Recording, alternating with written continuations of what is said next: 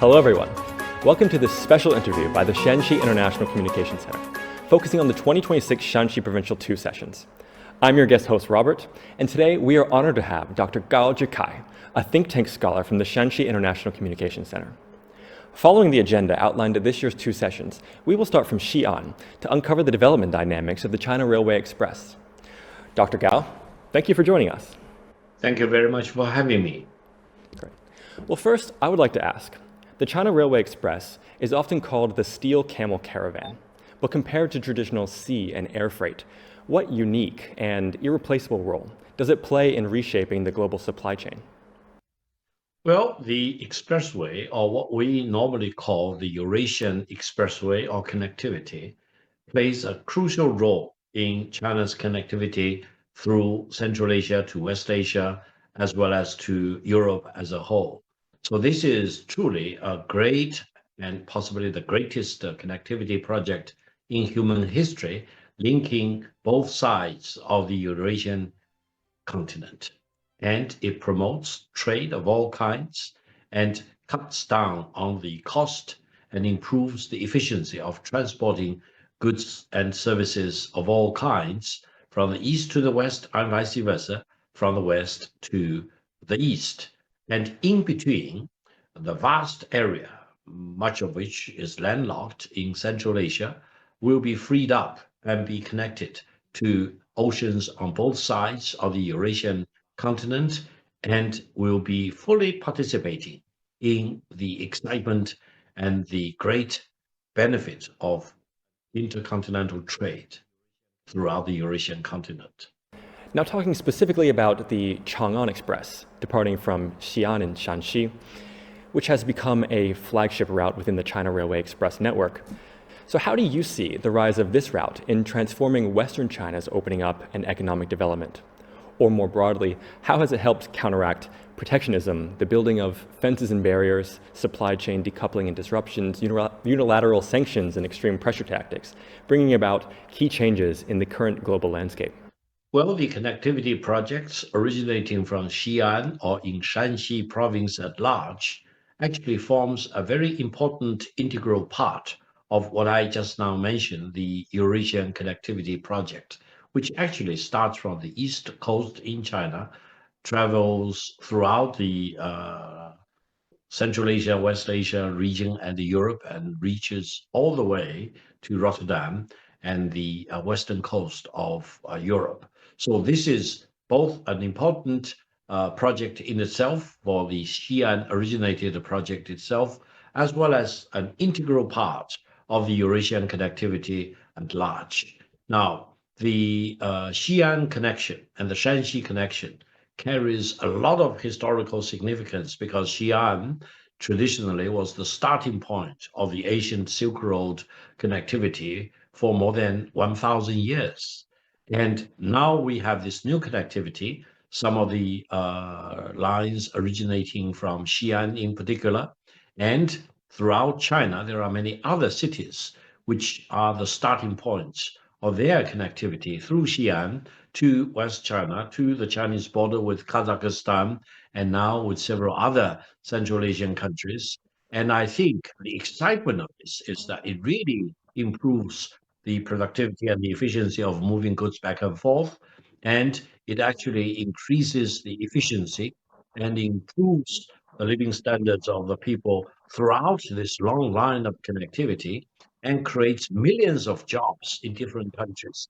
Especially, it is meaningful for many of the Central Asian countries because many of them are landlocked traditionally and find it very difficult to have access to markets far away from their landlocked central part of the Eurasian continent. I think this lays a much better groundwork for peace and prosperity, stability and development. And it also serves as a major counterweight to what we witness in some other countries like de-globalization or reverse globalization, or trying to set up artificial barriers to prevent trade among nations or even try to sabotage free trade. So in essence, the railway and the highway connectivity projects originating from Xi'an and Shanxi in particular, are a champion project for free trade. And we believe in free trade. We are bent upon promoting free trade of all kinds. We want to trade with all the countries in Central Asia, in West Asia, in other parts of Asia, as well as in Europe at large. And through our connectivity on the Eurasian continent, we believe we can be better connected to Africa in particular and to the Middle East in general, for example, and we can turn the whole Eurasian continent and Africa and a much larger geographical region into an exciting and promising place of preserving and defending prosperity, development, stability, and peace for the benefit of all the participating countries and participating nations. So, speaking of the countries that the railway will connect, many international viewers will be curious that the China Railway Express is not only about transporting goods, but also about promoting the spirit of win-win cooperation. How do you see its role in bridging the psychological gap between the people of China and Europe? Well, first of all, for the benefit of the European people, I hope they will realize that China is the megatrend in the world of today. Whether you like it, China or not, whether you like China more or less, for example, that's another matter. But you need to come to terms with the fact that China is the megatrend. And China now contributes more than 30% every year to the global GDP growth. So this is a reality that you need to live with and deal with and come to terms with. Secondly, China is unique in the sense that it is really the champion of defending free trade and defending market practice and also promotes the win-win paradigm of development because China believes if we are serious in engaging in trade with each other, both of us and all of us will be better off. If free trade will be damaged or sabotaged, we all become losers rather than winners. And some country now talks about fair trade. Allow me to emphasize, especially for the benefit of the European countries, without free trade, there will be no fair trade. So free trade is the precondition for any fair trade you want to expect. And we are living in such a fast changing world today that it is critically important for us to decide what is the principle we cannot afford not to defend. And that is free trade, that is free market, that is respect for each other's sovereignty and territorial integrity and independence of each country, rather than, for example, pointing a gun at the head of other countries and try to bully other countries or even seize the land and the wealth and the riches of the other countries. So I think the railway connectivity originating from Xi'an, westward all the way linking Central Asia and Europe at large, is one of the champion projects calling for free trade and economic engagement and people-to-people exchanges. And this is the highway and the better way for all the countries to learn about and to enjoy. You referenced these profound changes which we are seeing in the geoeconomic landscape. So, what challenges do you foresee for the future development of the China Railway Express? But also, what promising new opportunities do you believe are emerging? Well, in the more recent years, there have been occasions where we saw certain countries try to block the connectivity projects, blocking the trains, the carriages, or the goods to be transported back and forth. Now, they may come up with whatever technical reasons to justify such blockage of the railway transportation, but allow me to emphasize one point. I think the more we have for the free exchange of goods and services along the Xi'an originating railway connectivity with the rest of Asia and Europe at large, the better it will be for all the participating countries and people involved. Because this is not based on ideology, this is not based on geopolitics, this is purely based on maximizing the benefits of trade and commerce for all the participating countries, their people, their companies, their society at large. So I would call on all countries, especially along the Xi'an originating railway connectivity and highway connectivity and all the other connectivity projects, not to block the trade and try to do their best to provide convenience and flexibility to enable the trade to go through by railway, by highway, by other means of transportation, and to make sure that all of us win the benefit of such expanded and much faster and more efficient trade. Thank you for that.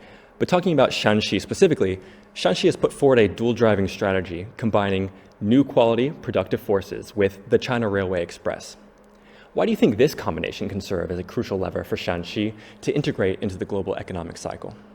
And Shanxi is actually very much of a traffic hub linking different parts of China with highway connectivity, railway connectivity, aviation, you name it. So this very unique geographical center and gravity center of China in Xi'an, in Shanxi, is very much of a great importance. Secondly, in terms of the Chinese culture, Chinese civilization, Chinese history, Xi'an and Shanxi have always been very important. It used to be the national capital for more than 1,000 years throughout some of the most important dynasties in the Chinese history. And based on its very rich, very extensive historical heritage, I think Xi'an and Shanxi will really come up with new ways of innovation to integrate whatever our forefathers left behind in Shanxi in terms of cultural heritage, together with what Shanxi and Xi'an have built up in recent decades as a connectivity hub for all parts of China and throughout the Eurasian continent, but also strive very hard to push to the forefront of technological innovation and economic and manufacturing performance, for example, to make sure that Shanxi will always be very much part of the most exciting economic growth opportunities. And now, another factor I want to emphasize is that in Xi'an, in particular, there is one of the greatest clusters of high quality universities in China. Now, we normally talk about Beijing as one such important cluster, Shanghai as another one, Xi'an as another one, very important with many high quality universities.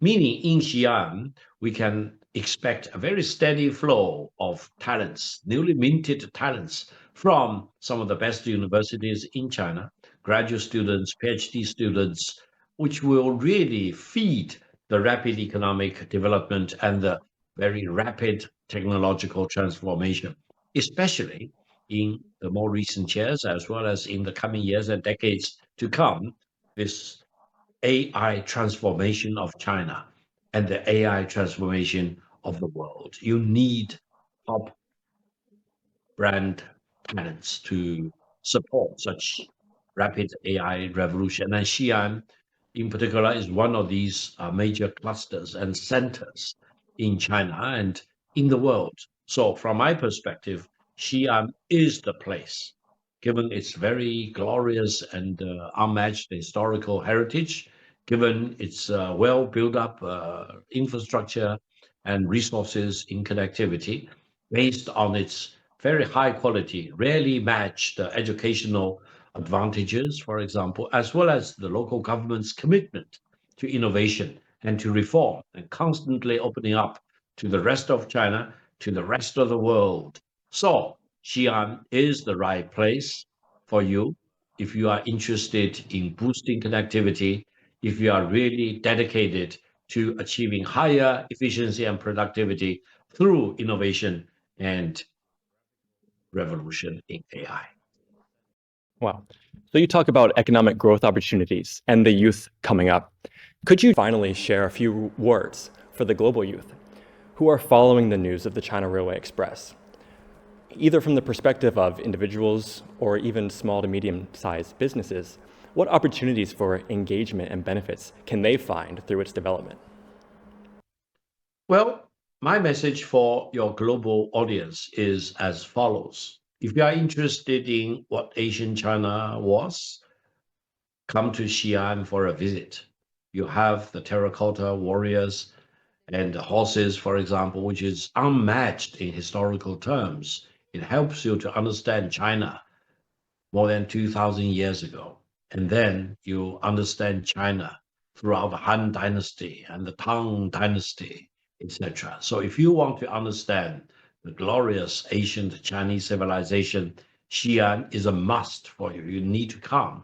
Secondly, if you want to look at what China is really about, in addition to Beijing, which is the capital city, Shanghai is a major coastal megacity, for example, Xi'an is the place because it is a very exciting place for education, for innovation, for manufacturing, airplane, for example, and also almost all kinds of advanced manufacturing activities, for example, and also in terms of the AI revolution, Xi'an is the place. And in terms of looking at the geographical center for China, it is in Xi'an. And if you want to look at the real gravity center of the Eurasian connectivity through railway as well as through highways, it is in Xi'an. So either for the ancient past of China or for the exciting current situation in China, or if you want to look into the future for the coming 500 years or 1,000 years or beyond, come to Xi'an, see with your own eyes. And this is what you will learn more and more profoundly and more extensively about what we are as a country, as a nation, and as a unique civilization. Thank you so much for your time and these wonderful insights, Dr. Gao. Thank you. It's my great honor and great pleasure. In 2026, with continued improvements in the efficiency of the Trans-Caspian International Transport Route and the accelerated development of the public information platform for railway logistics, the China Railway Express will undoubtedly gain even greater momentum as a Silk Road corridor, contributing more Chinese strength to the reshaping of global trade patterns. This concludes today's special interview by the Shanxi International Communication Center, focusing on the 2026 Shanxi Provincial 2 sessions. May Shanxi harness the momentum of the Silk Road to draw a new blueprint for high-quality development. See you next time.